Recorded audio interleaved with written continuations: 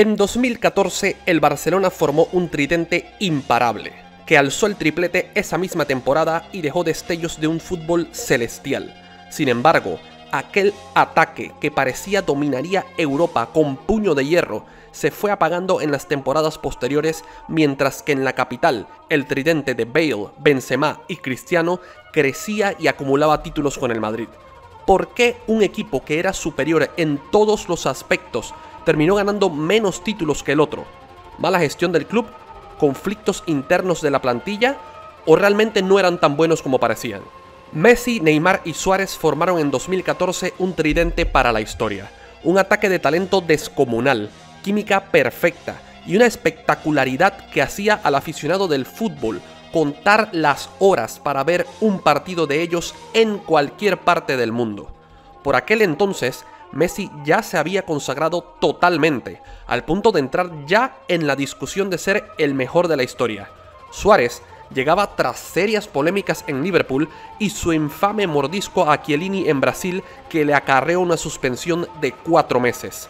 Neymar había llegado un año antes, también bajo polémicas por el costo de su fichaje y los entramados financieros de Rosell en Brasil, y encima había tenido una primera temporada para el olvido, especialmente por las expectativas con las que llegaba, la de ser el sucesor de Messi a medio plazo o el Pelé de Brasil.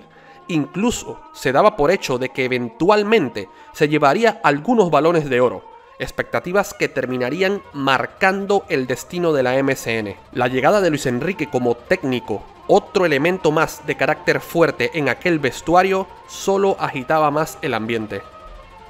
Las circunstancias no parecían del todo las correctas, aun cuando los tres obviamente tenían un talento descomunal, y de hecho, aquella temporada no inició de manera idílica.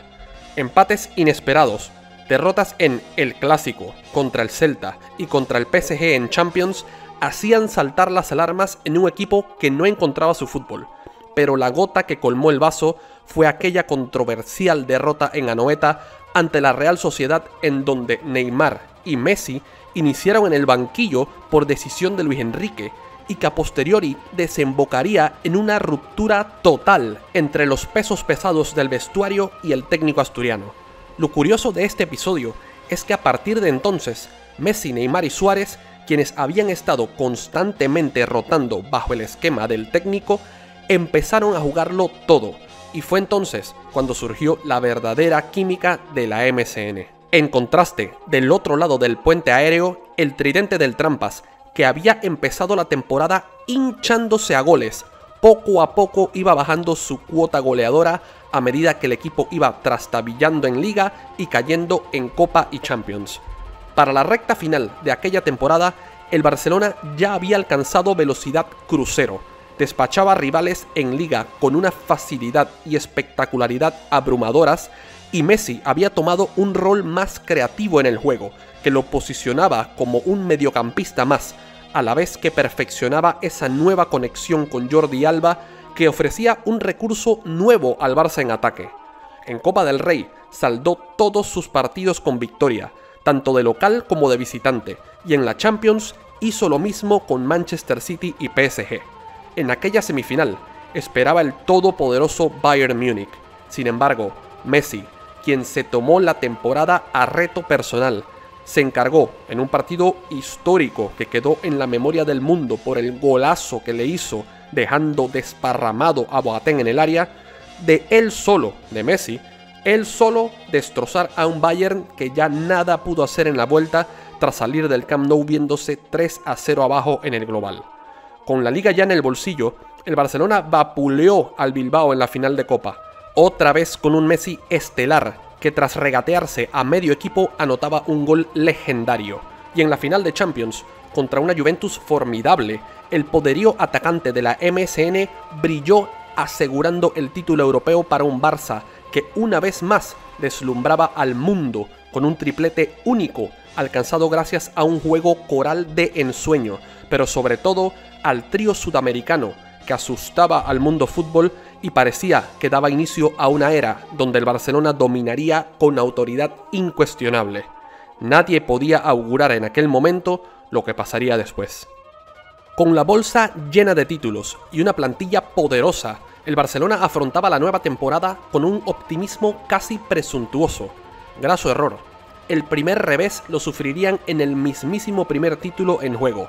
La Supercopa de España, que aún se jugaba a ida y vuelta, emparejaba de nuevo al Barça y al Athletic, quienes en San Mamés propinarían una sonrojante derrota 4-0 a un Barcelona irreconocible. El inicio de la liga tampoco era prometedor. Victorias ajustadas y 2 derrotas en las primeras 7 jornadas colocaban al Barça cuarto, mientras el Madrid lideraba con un inicio fulgurante, con goleadas escandalosas y la BBC haciendo números de otra época. Pero esa dinámica pronto cambiaría. El Barcelona visitaba el Bernabéu en la jornada 12, con un Messi que venía lesionado desde hacía unas semanas ya, pero en uno de los mejores partidos que yo le recuerdo, Iniesta lideró junto a Neymar a un Barça que dio un baile de fútbol absoluto a un Madrid cuya afición estaba pidiendo la dimisión de media directiva a los 45 minutos. 0-4 terminaría aquel marcador, el cual sería un punto de inflexión en Liga, cuyo liderato el Barça ya no soltaría más. Otra vez, a partir del primer tercio de la temporada, el Barça empezaba a mostrar un nivel excepcional, con una MSN que parecía que jugaba a otro deporte. La superioridad era tal que daba lugar a jugadas increíbles que valían la entrada a cualquier estadio, todo mientras propinaba goleadas por aquí y por allá, hasta que llegó el partido que lo cambió todo. Un encuentro que a mi criterio fue el que corrompió la mentalidad de un grupo que en términos futbolísticos era invencible. Barcelona 6, Celta de Vigo 1. Aquel partido, recordado sobre todo por el penalti de Messi cedido a Suárez a lo Cruyff, tuvo un impacto que fue mucho más allá. Fue el culmen de un equipo cuyo fútbol era la perfección constante. Un partido en donde Messi, Neymar y Suárez hicieron jugadas que ni en las consolas vemos. Sombreros, regates, caños, goles. Fue un malabarismo grandilocuente. Tanto así que a partir de ese día, el equipo dio una sensación de relajación tremenda. Parecía que sabían, o al menos sentían, que su talento y química era tal que eso bastaba para ganar a cualquiera, aunque se dejase de lado la intensidad física y el trabajo en los entrenos. La falacia se sostuvo mientras el Barcelona no se cruzó con ningún equipo serio. La plantilla era joven aún y el físico de todos estaba en su prime, pero pronto llegaron los malos resultados. Un revés en el clásico en el Camp Nou daba inicio a una seguidilla de derrotas que nos apearon de la Champions y puso en serio riesgo una liga en la que habíamos llegado a tener hasta 12 puntos de ventaja a falta de 8 jornadas.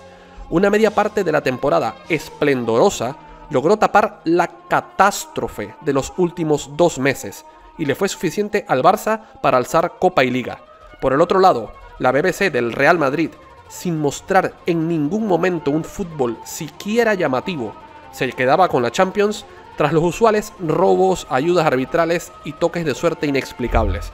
Y por el otro lado, aún con Liga y Copa bajo el brazo, el desastre culé ya se divisaba en el horizonte. La nueva temporada marcó el tono desde el principio. Un Barcelona que seguía dando la sensación de regodearse en su propio juego, ya marchaba cuarto en la jornada 7 tras varios malos resultados. En cambio, el Trampas daba la sensación de estar en un estado físico extraordinario e incluso llegando a dar muestras de buen fútbol en algunos tramos. Con constantes empates y una sensación de poco físico, el Barcelona nunca pudo retomar el ritmo y la Liga se la terminaría quedando el Madrid. En la Copa, el Barça logró ir saltando etapas hasta la final, en donde terminaría derrotando al Alavés, asegurando al menos ese título. Pero en Champions quedaría en evidencia el castillo de naipes que era en ese momento el equipo.